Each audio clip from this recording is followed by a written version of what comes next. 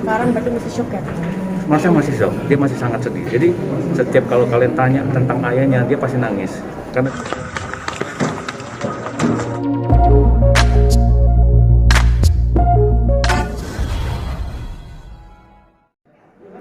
buka. Oh ini kiat. Ini. Listen.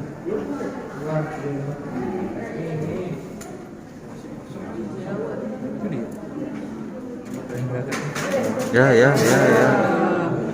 Nggak ada yang bantuin lagi, ada standby semua.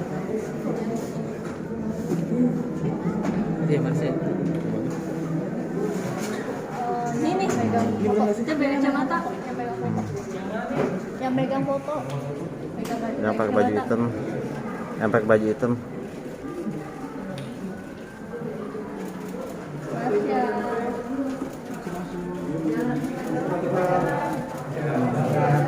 Marcel dulu kita Marcel.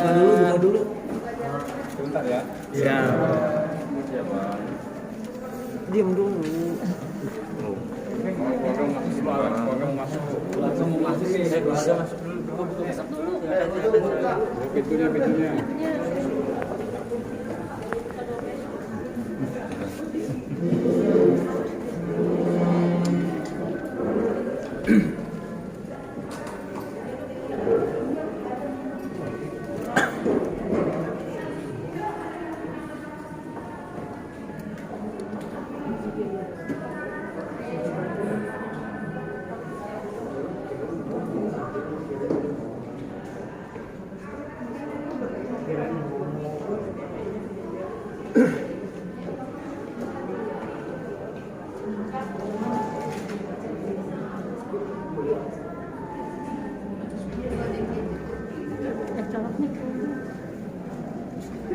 Yuk, munduran yuk.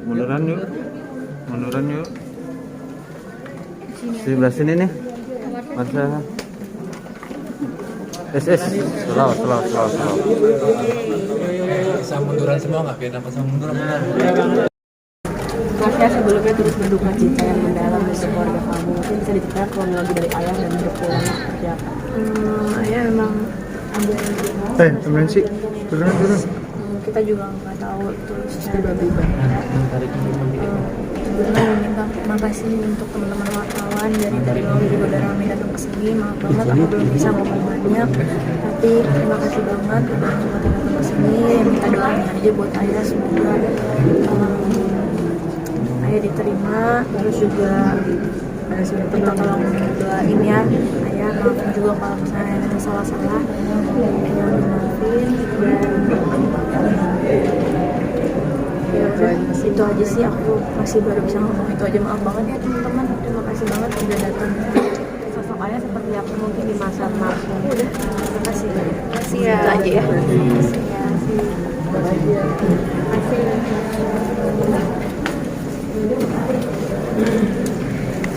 Gimana? Apa dia? Tadi ada ngomong ya? Ngomong apa nih? Ada sih, lo?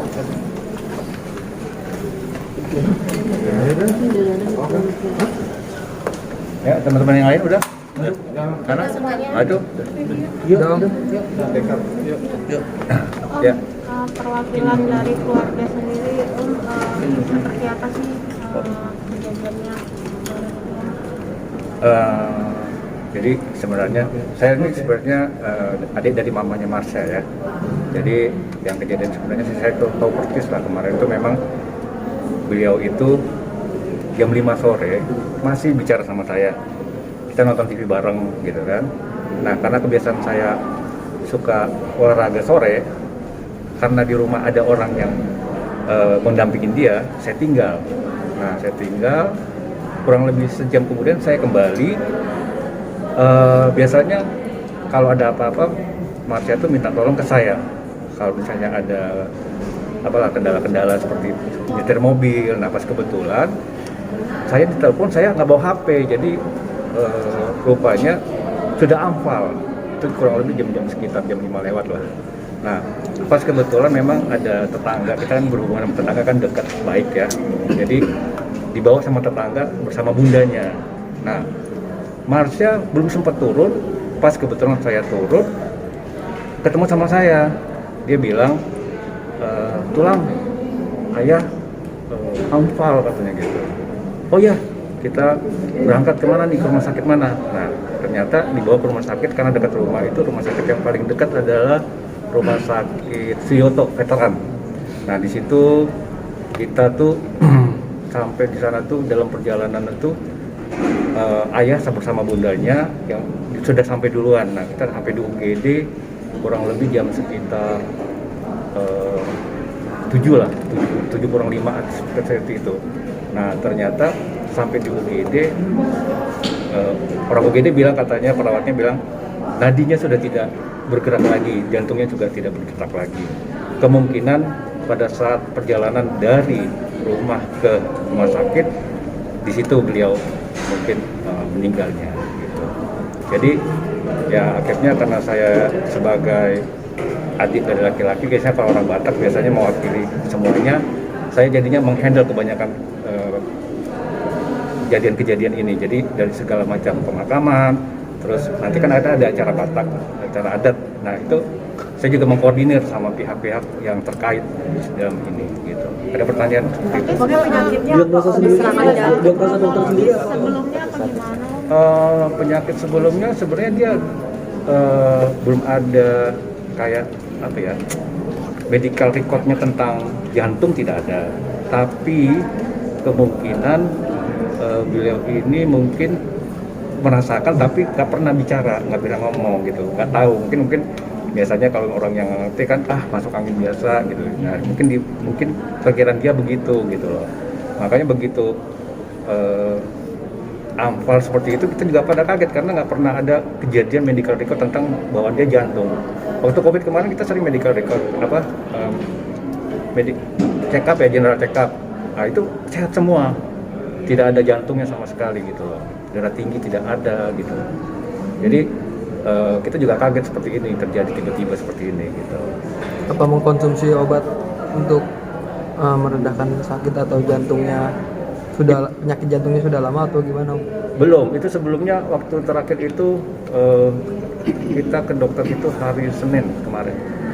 Nah, waktu hari Senin itu memang dikasih segala macam obat tentang jantung, pokoknya yang berhubungan dengan jantung. Nah, dia sudah sempat mengkonsumsi itu. Nah, saya sempat memberitahu kepada dia kalau mengkonsumsi obat dari dokter, kalau bisa jangan berganti-ganti dokter supaya ada medical recordnya, ya kan? Nah, saya bilang gitu.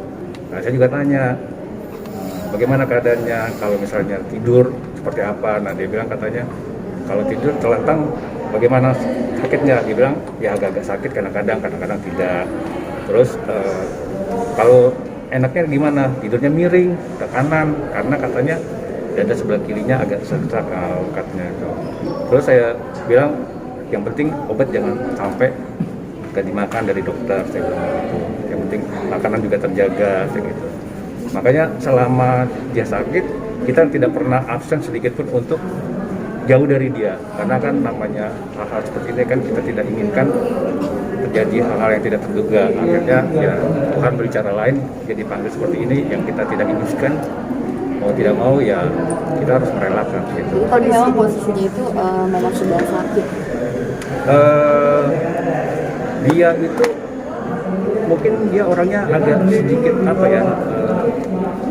sabar ya, bapaknya Marsha ini sabar. Jadi dia tidak mau merepotkan orang, dia diam.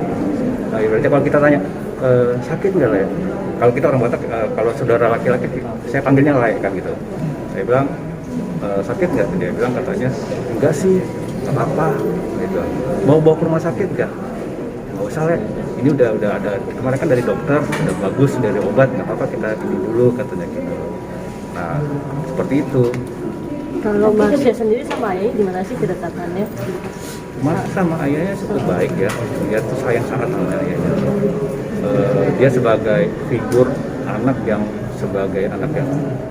bertanggung jawab terhadap keluarganya ya. Jadi dia tuh tetap sayang sama bapaknya, sama ibunya gitu. Dalam hal perhatian, Marsha tuh nggak pernah absen, selalu dia perhatian. Dan pas kejadian sendiri Marsha memang lagi di rumah. Pas kejadian itu Marsha lagi di rumah dan dia baru pulang dari kemarinnya ya, kan ada promo filmnya yang terbaru. Nah, dia baru pulang kemarinnya itu. Nah, pas kebetulan karena dia masih banyak konten-konten yang belum diselesaikan, jadi dia di rumah. Nah, gitu. Makanya pas kebetulan kejadian itu, dia nggak sempat turun. Untungnya saya datang, akhirnya kita kejar pakai motor ke rumah sakit seperti itu. Dan Marsanya sendiri yang ngajak saya. Saya juga kaget sebabnya. Dia bilang itu, ayah Anfal tulang, kita ke rumah sakit yuk katanya. Ayo naik apa? Kan mobil nggak ada kan, daripada pakai yang lain-lain. Ya akhirnya saya bilang ada motor, kita pakai motor aja. Seperti itu. Masa sampai sekarang berarti masih shock ya? Masa masih shock, dia masih sangat sedih. Jadi setiap kalau kalian tanya tentang ayahnya, dia pasti nangis karena dia akan ingat mengenang ayahnya. Seperti itu. Berarti almarhum dibawa naik motor dari rumah pas lagi. Oh bukan, dia naik mobil. Naik mobil. Dan itu didampingi sama beberapa orang. Gitu. Kan bundanya juga ikut pada saat mendampingi. Ya silakan ada yang tanya. Om, di hari terakhir pertemuan itu terlihat nggak apa pucat kah atau apa gitu kondisi tubuhnya? Namanya kondisi lagi sakit ya pasti lemas ya gitu. Cuman kita kan sebagai manusia yang mengerti tentang kesehatan, tetap kita tanyakan apa baiknya kita cepat ke rumah sakit gitu. Dia sudah iya dan rencana memang udah mau ke rumah sakit begitu.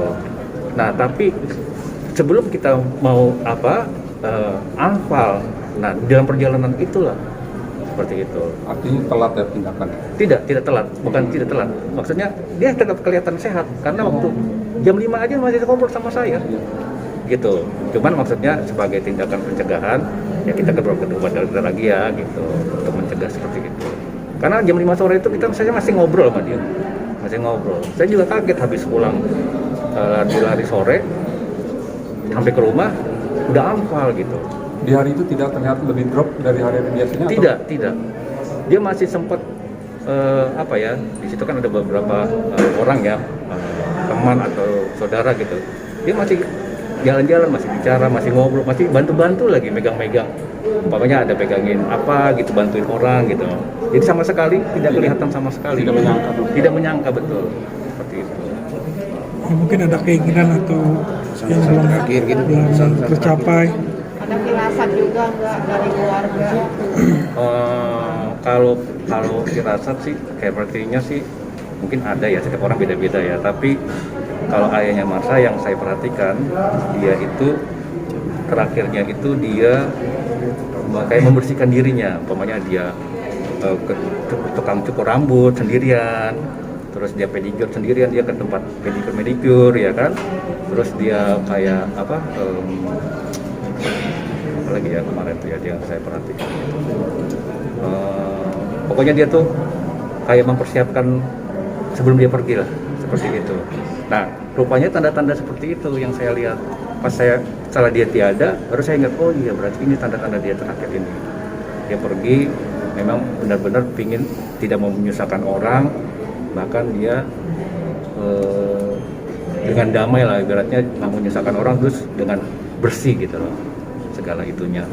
Dia mempersiapkan diri. Udah mempersiapkan diri betul seperti itu. Mungkin ada keinginan apa yang belum tercapai ya beliau? Pernah apa gitu buat anak-anaknya ke Kalau dia tipe ayah yang baik sama anaknya. Jadi ayahnya Marsha ini selalu ya terserah Marsha apa yang baiknya, pokoknya dia ngikut aja yang terbaik. Jadi bagi ayahnya adalah jadi anak yang selalu baik di dalam segala hal dan terhadap banyak orang gitu.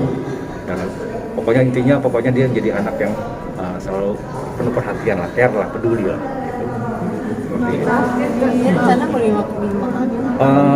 Kemungkinan besok mau dimakamkan di Tanah Kusir, itu sekitar jam-jam 2 siang seperti itu. nama lengkapnya Om? Nama lengkapnya Maruli Asih Budi Arwan. Namanya. Saya Jonathan Reinhardt Tambunan. Ya. Oke.